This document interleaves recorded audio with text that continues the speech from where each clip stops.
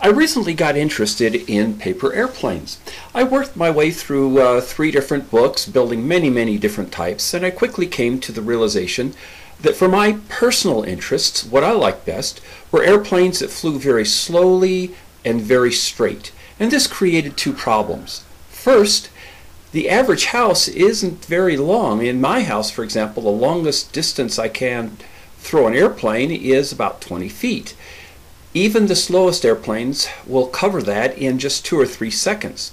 When you add in the fact that it takes 10 times that long to go and pick up the paper airplane and go back to where you came from and throw it again, you're wasting a lot of time not watching the airplane fly. So I started looking around for an alternative. And I discovered walk-along gliders. These are small planes made out of thin sheets of foam, and they can be kept in the air almost indefinitely by walking along and using the updraft from a piece of cardboard to keep them in the air. These are great and a lot of fun, but it's like cheating. The updraft from the cardboard is like adding a motor to the glider, and in so doing, it robs the glider of a lot of its grace. But I learned that because the foam is lighter than paper and their aerodynamics are superior to paper airplanes, that they flew much slower and further than paper airplanes, even the best gliders, so that instead of 2 or 3 seconds to cover the 20 feet in my living room, they could take up to 14 seconds. That's a lot better, but I was still spending too much time walking around with them, and I found that my doing so created air currents that lasted long enough to disturb the next flight. The simple solution was to align the airplanes so that they would fly in a slow, graceful circle and come back to me. This way I wouldn't be walking around wasting time, and also because I stood in one place, I wasn't creating air currents that could disturb subsequent flights. I decided to call them comeback gliders. I've seen YouTube videos of paper airplanes that can be folded to do this, but they tend to be stunt-type gliders and have to be thrown pretty hard, and the flights are still only 1 or 2 seconds long. With the walk-along glider technology using thin foam sheets, though, the flights can easily last 10 seconds.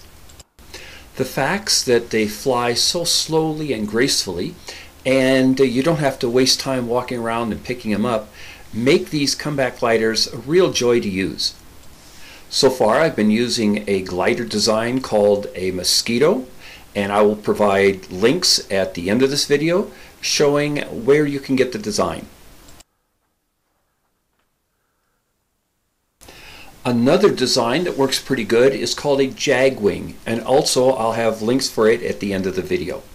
The points aren't cosmetic.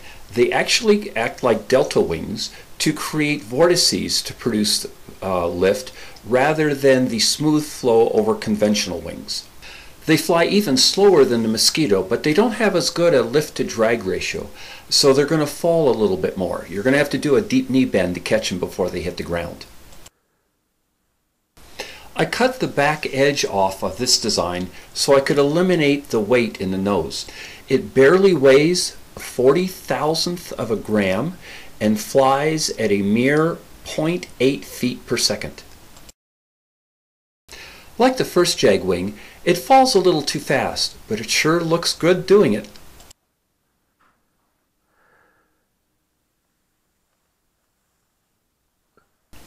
This design is called a Mama Bug and is by the same people who brought us the Mosquito.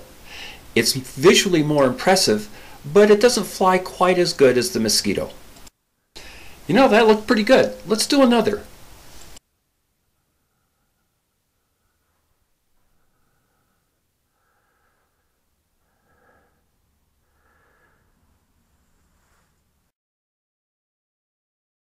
Because these gliders are so delicate, I found a keeper useful to protect them.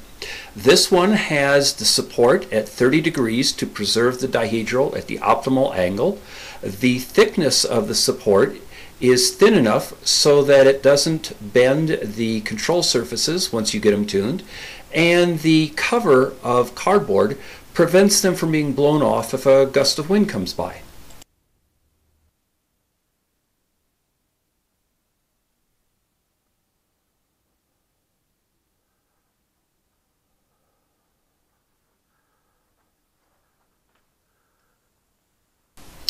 If you want a paper airplane to turn to the right, you raise the tip of the wing on the left.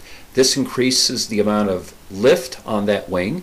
The airplane tilts and flies off to the right. That doesn't work for the foam gliders because they are much more flexible. If you raise the wingtip on one of them, all it's going to do is bend that wing down because, again, they're so flexible, and it won't turn to the right. Instead, what happens is if you raise that wingtip, it creates more drag and will actually pull the airplane backward on that side, and it'll turn to the left. I hope you enjoyed this video and found it interesting, and will give comeback gliders a try. They really are a lot of fun. Thank you very much for watching.